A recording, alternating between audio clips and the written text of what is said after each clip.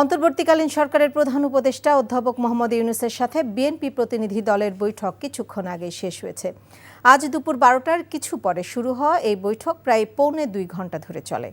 BNP মহাসচিব মির্জা ফখরুল ইসলাম আলমগীরের নেতৃত্বে এই প্রতিনিধি দলে আরও দলটির 6 জন স্থায়ী কমিটির সদস্য বৈঠকে অংশ নেন। মূলত জাতীয় নির্বাচন ইস্যুতে বিএনপির দলীয় মনোভাব জানাতেই এই বৈঠক অনুষ্ঠিত হয়। একই সাথে নির্বাচন ইস্যুতে সরকারের মনোভাব বোঝার চেষ্টা করেছে বিএনপি। নির্বাচনের সুনির্দিষ্ট রোড ম্যাপ ঘোষণা করতে দলীয় নেতাকর্মী ও সমমনা দলগুলোর যে চাপ রয়েছে তা বিএনপির পক্ষ থেকে প্রধান উপদেষ্টাকে অবহিত করা হয় এই বৈঠকে। প্রধান উপদেষ্টার সরকারি বাসভবন, রাষ্ট্রীয় অতিথি ভবন যমুনায় চলা এই বৈঠকে প্রধান উপদেষ্টা ছাড়াও সরকারের আরও 3 উপদেষ্টা উপস্থিত ছিলেন।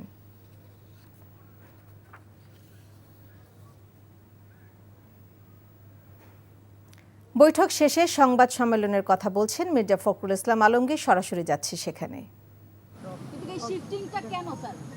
এটা তো আমি বলতে পারবো না, স্যার আপনাদের আগের বৈঠকে বলা হয়েছিল উনি প্রশ্ন একটা একটা করে আসলে আমার উত্তর দেওয়া সহজ হবে।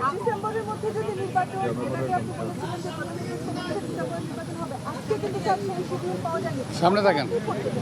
আমরা যে বললাম, আমরা আমাদের দলের সঙ্গে অন্যান্য দলগুলোর সঙ্গে আলোচনা করে আমরা সিদ্ধান্ত যাব। স্যার আপনি গত 10 তারিখে 10 ফেব্রুয়ারি যে মিটিংটা হয়েছিল এই উপদেষ্টার সঙ্গে, সেখান থেকে বেরিয়ে আপনি বলেছিলেন যে আলোচনায় আপনারা আশ্বস্ত হয়েছেন, কিন্তু আজকে বললেন সন্তুষ্ট নয়। এই বিষয়টা আসলে আলোচনা কি একটা ফলপ্রসূ হয়নি আজকে? এক কথায় বলতে পারি আপনি একই প্রশ্নের কেন অন্যভাবে নিচ্ছেন? একই যে প্রশ্ন তো একটা, অনেক বিষয় আলোচনা হয়েছে, এটাই ছিল মুখ্য বিষয়। ধন্যবাদ। আসসালামু আলাইকুম।